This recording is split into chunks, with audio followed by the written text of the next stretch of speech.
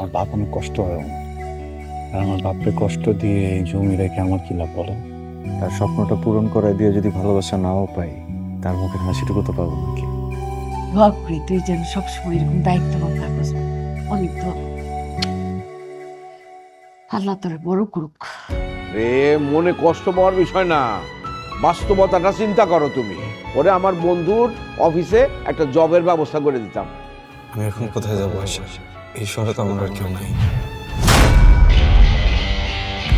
আমি তোমার একটা কথা বলি, এই ছেলে রে এত আশকারা দিয়ে মাথায় তুলো না। তোর মা মারা যাওয়ার সময় তোরে আমার হাতে তুলে দিয়ে গেছে।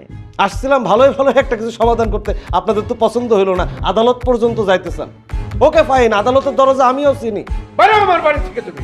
তুমি আমাকে ভালোবাসো না? ছোটবেলা থেকে বাসি, অনেক ভালোবাসি। এত ভালোবাসা কোথায় যে রাখবো বুঝতে পারতেছি। হইছে। কোনো চোর আমার ছেলে হইতে পারে না। আব্বা, আপনি এখন একটা কাজ করেন, আপনি পুলিশে ফোন দেন এখন। এমনি বকাঝকা দিলে ওইটা ঠিক ছিল। তুমি কোনো বন্ধুর বাসায় চলে যাও। আমাদেরকে বিপদে ফেলার জন্য তো একজনই যথেষ্ট।